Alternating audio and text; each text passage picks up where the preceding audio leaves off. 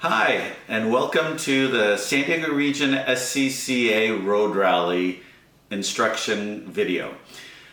We're here today to talk about how to have the most fun and to hopefully, do well at the Road Rally. This is probably one of your first ones, if not your very first one, so you're a little nervous, and I'm going to try to take all that away from you, make it easy and fun for you. So let's get started by talking about what exactly are you getting yourself into. What is a road rally? We're driving around at speed limit. How much fun could that be trying to compete? Well, let me tell you, it's a lot of fun. Basically, the competition isn't from speeding or anything crazy like that, car against car. It's a competition of the wit of your mind, how well you can handle instructions and timing and getting things exactly right. And believe me, it's a lot of fun, even when you're going speed limit. So the idea is with a road rally that we have a course set up for you, and you have checkpoints, and you have instructions, which I'll show you later. Written. If you've already downloaded them, great. If not, you'll get them later. But they will tell you exactly what your checkpoints are and what time you need to get there. That's the important part. The idea of our kind of road rally is that you have to get to a particular checkpoint at the exact time that you're designated to. Not a second earlier or a second later. Every second you are early or late, that's a point. And this is kind of like a golf score. Whoever gets the lowest score wins. Ideally, the perfect score would be a 0. You never went late or early to any checkpoint. And so I'm going to try to help you achieve that. But it's not as easy as you think. But the point is that kind of intensity of trying to get to that checkpoint at exactly the right time with so many variables like stop signs, stop lights, traffic, the communication between the driver and the navigator in your car, whether your marriage is going to last if you're with your husband or wife. It is intense, but in a fun way. It's a lot of fun. So let's get started. First of all, what you need on your end is 3 basic things. You need the app that you'll be instructed to download, and it's the RICTA competitor app. And then you will have that on your phone. One of the phones between the driver and the navigator will have that. Ideally, you want to have that on a suction cup attached to your windshield so you're not touching it. You don't want to be holding it. Then you need the instructions that I showed you before. These will get emailed out to you a day or two before the road rally, and you'll print them out, and we'll talk about that in a minute. And lastly, you'll need an odometer. Obviously, your car comes with an odometer. It's the little thing that tells you how many miles you've gone. You can reset it to 0 on the trip meter. Those things aren't really accurate. What we use in the instructions is normally another phone. Phone GPSs are pretty accurate, and there are apps out there that will work like your car odometer, but using your phone GPS to tell you how many miles you've gone. And we give instructions to the hundreds of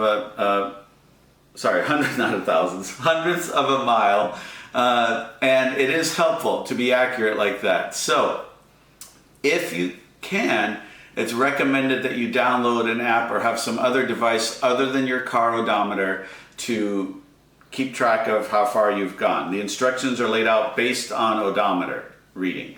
Not a big deal if you can't. There's other ways around it, which we'll discuss a little later. But it's pretty simple. And the same software company, RICTA, that does the competitor app that's going to keep track of your score, also offers a separate odometer app. It's not the only one out there, and it is a one-time cost, I think, of like $5 that you get through the app stores. But if you're planning on doing a couple of these, it's worth it. It works seamlessly, and you have your other phone, or you can have a split screen on one phone. Either way works. That has the odometer app on there. So let's go through setting up the app real quick. It asks you for privacy agreement. You accept. And then you pick the name of the road rally that you are attending. And it'll be on the instructions as to which one that is. But I'm going to go do an old one that we did back in December, Camels, Cabernet, and Casinos. And then last for the password. The password is also on the instructions. The password for this one was hump, I believe. So you type that in, it says check your password. Then it says put in your car number. That again was in the instructions. You were given a link to a spreadsheet that has your car number on there. And so you put in your car number. I'm going to just make up 36. And then you can put in a password. I normally put in the same one just so I don't forget, but it's a password for yourself. Now, this is already all filled in with results of the last time I did this. We actually ran this event. So ignore this right now because this would be blank for you. These are scores that this car had at that time. So now this is ready to go. It'll show the current time. So right now it's 10:39 in the morning that I'm videoing this. It'll show the GPS accuracy. This will be somewhere around this range, somewhere around 3 to 5. And that is basically telling you how accurate the GPS is to talking to your phone here. Your score will obviously be nothing when you first install this. And then the TA plus or minus is time allowance. We're going to get to that at the very, very end of the video. Now, how all this works is that you have to be prepared when you get to the event to be able to compete. That means having that app installed, open, ready to go, just like I did right there. You can see it was pretty simple. But also having the instructions printed and ready to go for the navigator. Easiest thing to do is print it at home beforehand, grab a clipboard, put it on the clipboard, have a pen with you, and I'll explain why you need a pen at the event. And that should be about it. That's all we have. But at home, before you even get to the event, what you'll need to do is, once you print the instructions, is modify them. These instructions are not for you as they are written. They're not for anyone as they are written. The times, and actually I have to move on to page 2 to kind of demonstrate. So it shows you where you need to be at what odometer reading and at what time. Now, these times are not for you. These times are generic time starting at a generic time of day. Whatever for the event that's being done. It may vary.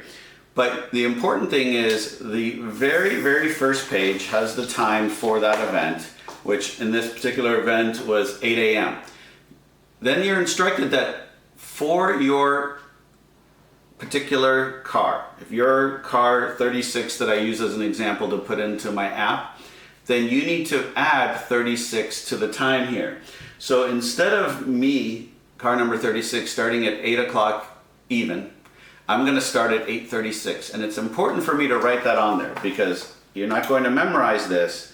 So I'm going to go in here for myself, and everyone does this differently. There's no right or wrong way how to write your time, how big or small, or where on the column to write it. It's for your reference.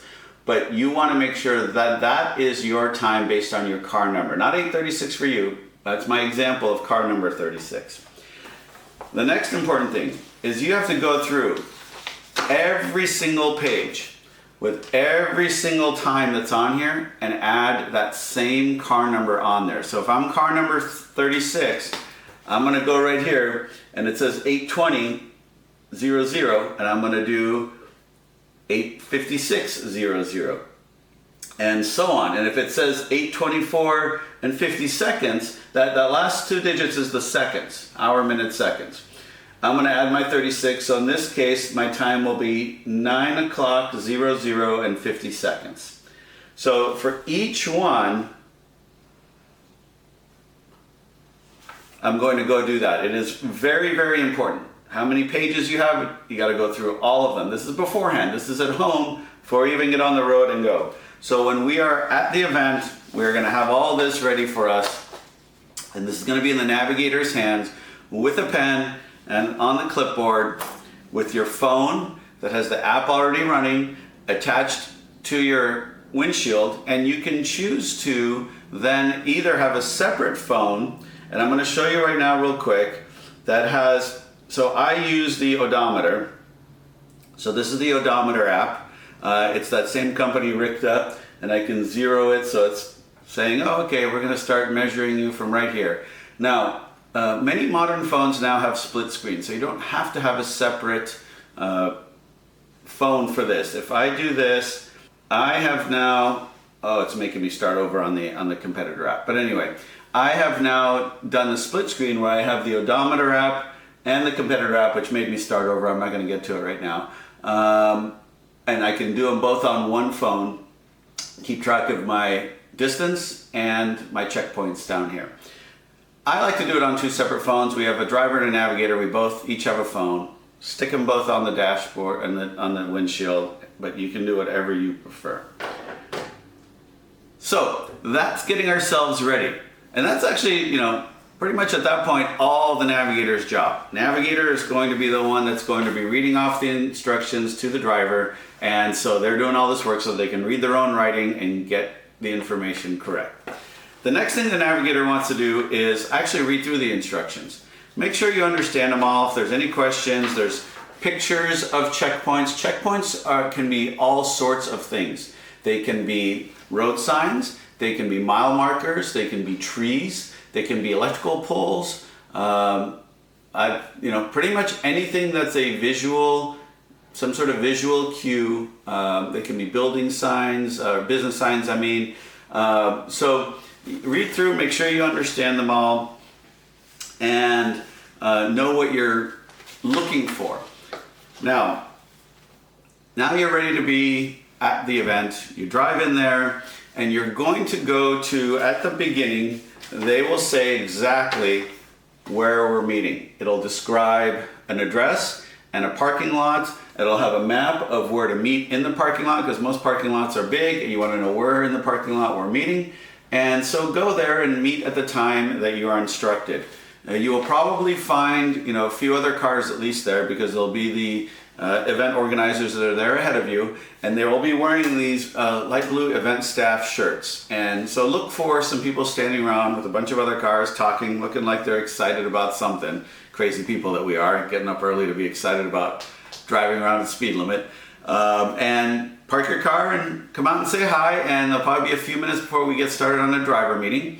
And we'll have a driver meeting that'll describe maybe some last minute details. Maybe they did a drive that morning to verify everything was good and somebody knocked into a sign the day before and we have to modify something, or there's some mudslide or something. Not always, but sometimes things come up like that, so they'll instruct you. And then we are ready to go. And then at that point, you wait for your turn. If you are car number 36 and you go out at 8:36, like my example, you chit chat with people until it's probably about 3 or 4 minutes before your time. Then you hop into your car with your navigator and you get everything ready. Your phones are up, all the apps are open the way you want them to be. Your clipboard's good to go, your navigator's good to go. And about 1 minute before you're set to go, you'll start driving out to where it's defined as the start. And then the instructions always tell you at what part you start. So an example, it always says something as in the odometer check is the light pole nearest the lot entrance. There's always a specific spot for you to zero the odometer, because we want that accuracy to that 100th of a mile. So you have to follow exactly where it's telling you. You pull up to that spot before your time, right before your time, and using the app or whatever it is you're using for your odometer, and zero it. And then when it's your time, you start going down. Now, 2 important things right here. 1, the time you leave is not important. That's not a checkpoint. That's just if you leave at that point, all the other times should line up. If you leave 5 seconds early, 5 seconds late at your start time, there's no score for that. It doesn't matter. So don't stress out about your start time. It's an approximate time. The other thing to remember, the whole first section, so there are what we call restarts. They're basically just break points. You need to go to the bathroom, you need to do whatever, take a break for 5 or 10 minutes, depending on when you get there. So you can see in these instructions, there's about 4 or 5 instructions, and then on the second page, the top line there, we get to what it calls a restart. And so it again tells you, similar to the beginning, it gives you instructions as to a parking lot to go into, and then what time you are going to restart. So I would have added my 36 minutes to here as well, and where to reset the odometer. All those are important. But what I wanted to mention is this: always in every one of our road rallies, this first section before you get to that first break point, the first restart, there's no scoring here. This is purely for you to kind of, the main objective is for you to double check your odometer. Whether you're using your app or your car, what this does is that if you get to the end and it says you're supposed to be at 5.55 miles, hopefully your odometer matches up. Then you know you're good for the rest of the event and you can match up. If you're off, then you have to know you're off. You have to know every 5 miles or so I'm going to be off 0.2 of a mile, and you kind of have to compensate for that as you're reading the instructions, because that'll make a difference for you. But that's the kind of the point of that first set, is for you to what we call zeroing your odometer, making sure it lines up, and also kind of practicing a little bit of that communication. So don't stress out about points on this this first section of any road rally that we run. Once you get to that first restart, which is your first break point, it'll tell you, again, the time you get to the restart doesn't matter. It's kind of like the start and finish. The very beginning, very end don't matter. So once you get there, then you wait for your correct time. Just like at the beginning, about a minute before, you head over to where you're supposed to zero your odometer. You zero your odometer, and at the time you're supposed to leave, you head out. Now, after that is where the fun begins. This is where all of the checkpoints and potential points start. And this is where the communication becomes really important between the driver and the navigator. Again, if you've never done this before or done this just a couple of times, a couple quick tips. So every driver and navigator does their own thing. Every driver needs his or her own information, and every navigator is good at certain things. Everybody's different. So there's no set rules. But the idea in general is that since the navigator has all the instructions and the driver can't look at the instructions, or at least shouldn't look at the instructions while they're driving, the main purpose of the communication back and forth is for the navigator to tell the driver what's coming up next. Now, between checkpoints, obviously there's some information that should be given that'll help you succeed. I can give you some tips. What you decide to do between each other as driver and navigator is completely up to you. Every relationship is different, and everybody processes information differently. So there's no set way to do this. I can only just give you some suggestions. First of all, these guides, these instructions are based on going the speed limit. So if you're not sure what speed to go, look at the signs. The driver should be looking at the signs and go on the speed limit. If anything, maybe go a couple miles an hour faster, because frankly, I would rather get to a checkpoint a few seconds early than a few seconds late. It allows me to slow down a little bit to get there at exactly the right time. But if I'm a few seconds late, I have to speed up, which is less ideal. So the navigator should tell the driver what is coming up, what odometer reading is the next checkpoint, what the checkpoint is, and what time they're getting there. What I prefer as a driver is I like to know the odometer and how many minutes I have to get there. That means that the navigator, for my navigator, typically my wife or my son, have to do some quick math and tell me, oh, there's 2.5 minutes, 2 minutes, whatever it is to get to the next one. You guys can do whatever you want, but my brain likes to think about that and says, okay, I have 1.5 miles to go to my next one, and there is 2 minutes to get there. I can do quick math in my head and kind of figure out the average speed I need to get there at the right time. You might be different. I have some friends that do this, that like to do the math ahead of time on the piece of paper and figure out what their average speed should be. I don't personally like to do that because traffic can vary, things can vary. The instructions do include time for stop signs and stoplights, but it's not perfect because we don't know exactly how much traffic there's going to be there. So there are some variables you have to factor in. However you want to do it, the important thing is the driver should know when and where to be. If you want to communicate that to each other in different ways, you can. Finally, as you're approaching, this is the important part that a lot of people, as simple as it is, a lot of people don't realize it. As you're approaching a checkpoint, it's really, really helpful for the navigator to do a countdown for the checkpoint. And I'm talking about how many seconds, because ideally you want to get there at exactly down to the second when you're supposed to get there. So for example, my navigator tells me there's 1 minute left. I like them to tell me 1 minute, 30 seconds, 20 seconds, 10 seconds, and then from 10 start counting down, 10, 9, 8, 7, 6, all the way down. And I time it so that as they're saying, 3, 2, 1, 0, and that 0 comes is when I'm passing that checkpoint, whatever it is. And it should be passing it directly next to you on that 0. So that's the driver navigation communication, and it is not as easy as it seems. So don't worry if you don't do it so well. When you are driving though, so that seems like so far a lot of the work is the navigator's part. Here's the driver's part.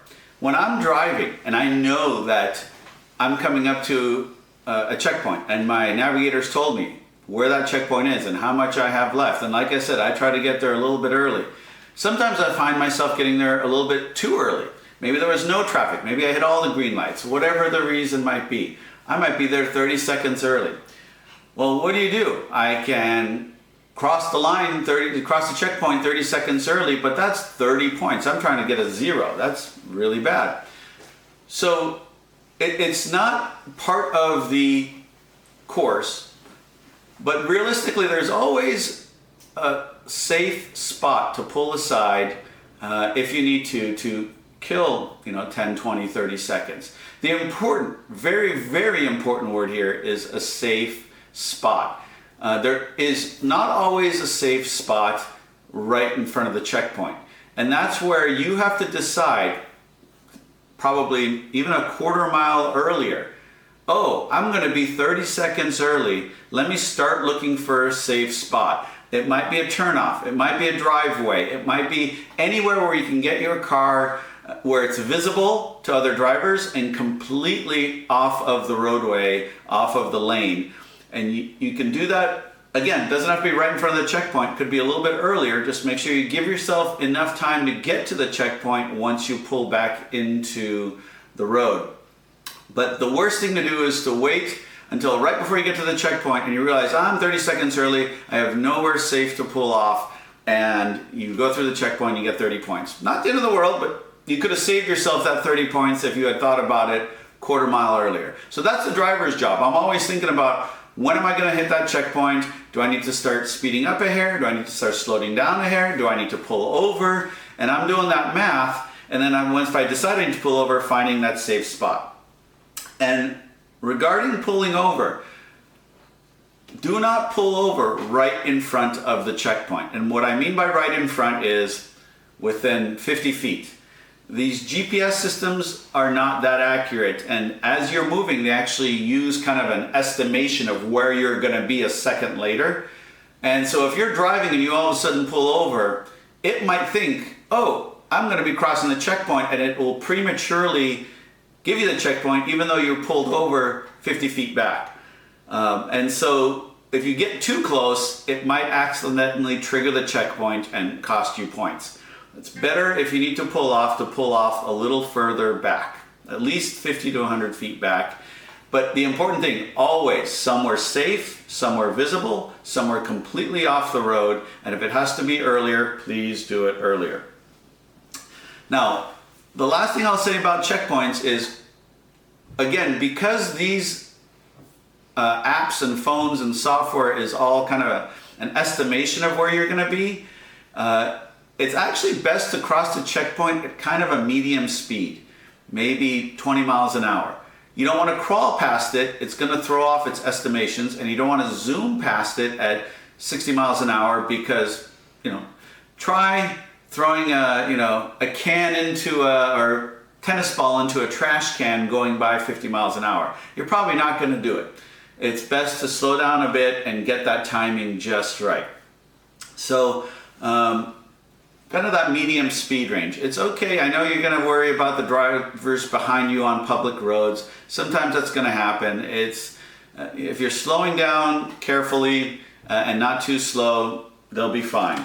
But keep in mind that if you go past at 60 miles an hour or whatever the speed limit is, it's harder to get that correct score. So I think that's the important stuff to talk about with checkpoints. What I see a lot of newer drivers do, or newer teams, because it's not just the driver, newer teams do, is they get a lot of high scores. And they do that because they start from the beginning and they just drive through all the checkpoints. There's no calculation, there's no slowing down or speeding up, there's no pulling over, there's nothing, and that they just get really high scores, and the scores can sometimes get higher and higher and higher, 30, 60, because they're not making adjustments. They might be a minute early, late, that's all. Every minute is 60 seconds, which is 60 points. So feel free to make adjustments to your driving, and that's where the thrill and the fun of all this comes in, because when you're in the middle of it, and sometimes checkpoints are half a mile apart, a mile apart, it does not give you a lot of time to think about all this. The driver communicating with the navigator communicating with the driver, how far something is, how much time do we have, what's going to be the speed, get over there, what are we looking for? It gets intense in a very fun way. Unless you guys are a married couple, it's not fun sometimes. But other than that, it's a blast. So keep that communication going between driver and navigator. It might take you a couple of events to figure out what exactly is the best information that the driver would like and how it's presented. And then it's the navigator's job to do that, to present the information that the driver needs in a way that the driver best understands it. And that's the important thing. And if you two both work together that way, there shouldn't be any issues. I've been doing this with my wife for years now and with my son, and we don't argue because we just know what information the other needs. We give it to them. And sometimes the navigator needs a second because something had to be adjusted and they need a second to do it. And so they say, hey, stop asking me questions. Give me a second. And so it goes both ways, that there are needs that need to be addressed, and you two both have to work together. Okay, so just the last couple of things left. A couple minor things on the instructions. You'll notice that there's numerous columns. This first column is just a reference number for each line here. Then there's the odometer readings, and then there's the times that you're supposed to go each checkpoint.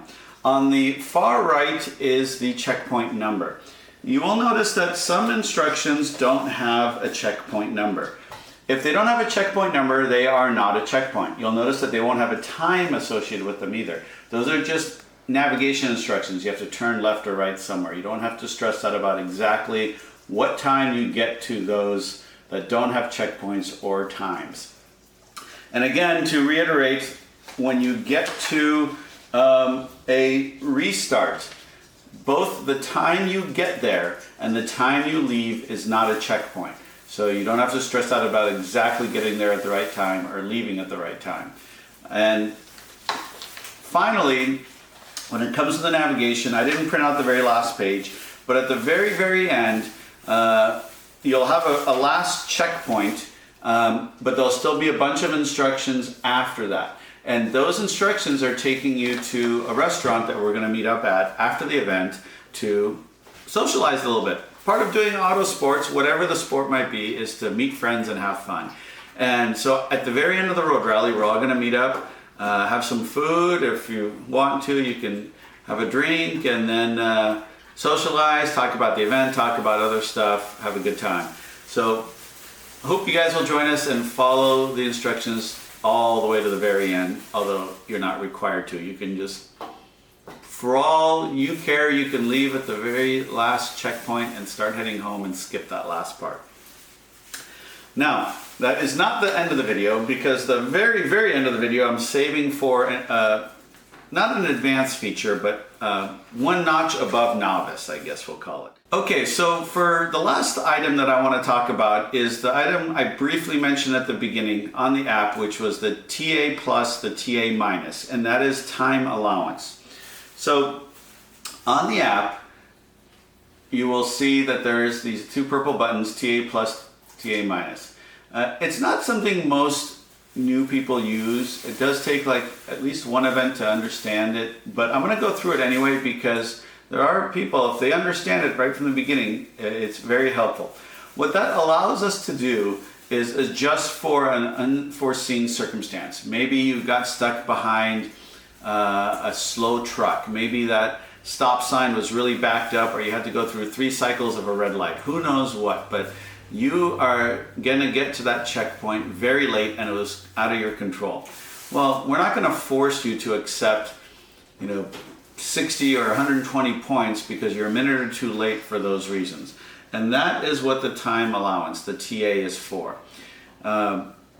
If you see that you're going to get to a checkpoint any certain amount of time late, then you can give yourself extra time. And that's what the TA is. But you can see when I hit the TA plus, it adds 10 seconds. If I hit the TA plus again, it adds 20 seconds. If I hit it a third time, it adds 30 seconds. If I hit it a fourth time, it starts adding a minute at a time beyond that. 1:30, 2:30. So depending on how much time you need, you're that far behind getting there, then you can give yourself that extra time, whether it's one click, which is 10 seconds, or 20 or 30, or a minute 30. Once you've done that, you have that much extra time. But that's not where the challenge begins, because if it was that easy, then we'd just constantly be adding time. Your navigator now has some extra work to do, because all your times that your navigator wrote on this sheet now have to be edited. It does not apply to just the one checkpoint. It propagates down to all of the checkpoints until you get to your next restart. So you can see, for example, in these instructions, if I had to do a time allowance early on up here, and I had to add that minute and a half to this checkpoint, while you're driving and while your navigator is giving you instructions for the next checkpoint, they also have to be going and redoing their math and adding a minute and a half to the time that they already hand wrote on there. And they have to do that for every checkpoint, this page, this page, this page, all the way until the next restart. And so that's where the challenge of the time allowance comes. It's wonderful, but it adds a lot of complexity to the driver. What we find helpful is that if we have to use a time allowance, the navigator will typically add that time to the next 2 or 3 checkpoints. And as we progress, keeps doing it. But don't try to do them all at once for 2 reasons. One is, well, you don't have enough time to add a minute and a half or whatever your time allowance is to 15 upcoming checkpoints. But in addition to that, you might have to add more time. It might not be the only time. So if I add a minute and a half to checkpoint number 8, and then checkpoint number 12, I have to add another minute because I once again fell behind somebody slow, I can add another minute. But now everything past that checkpoint has to add a total of 2.5 minutes in my example. So there's no point in editing all of them at once when you might have to use the time allowance more than once. It's just more work for you to keep adding time.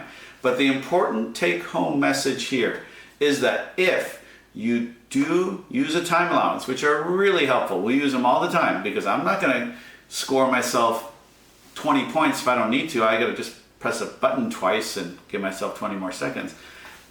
But if you do use it, you have to remember to add that time to all your subsequent times until that next break, the next restart. And last thing is that minus. And that time allowance minus, if you look, basically takes some of that time allowance back. You can't take it back if you're still that far ahead of your original time, or that far behind of your original time, I mean. You take it back because somehow you caught up. For whatever reason, you had some good fortune, you got a bunch of green lights, or maybe you did something you shouldn't do and sped a little bit. It's not necessary, but if you did something that now took back some of the time you had fallen behind, you can negate some of that time allowance for those future checkpoints. So instead of having to get there 2.5 minutes late. You're not getting there a minute and a half late, and you're not sitting around for a minute waiting. It's rare that we do that because, frankly, you'd have to have some good fortune to catch up a minute or be speeding a lot, which we don't want you to do. So just stick with the time allowance that you have and get to the subsequent checkpoints per your new time, and you'll be fine. We've actually had cars where they leapfrog each other because of that. One person got 2.5 minutes behind, and we send cars out 1 minute at a time. And if you see one of your competitors pass you, don't be worried. Don't be concerned that, oh no, I'm not doing this right because somebody that was behind me is now in front of me. They may have not needed to use a time allowance. They're in that segment now in front of you, but it's only for that segment because, again, once you get to the next restart, it all clears and you start in your normal time. Well, if you have any questions, please either reach out to us via email or ask us questions at the driver meeting at the event. This is going to be a fun event. You're going to have some questions, and that's okay. And you're not going to get a zero. None of us do. And you are going to have a good time. You're going to yell at each other a little bit, but you're going to laugh about it at the end. It is the most intense fun you can have going the speed limit around surface streets. We look forward to seeing you at the event. Thank you.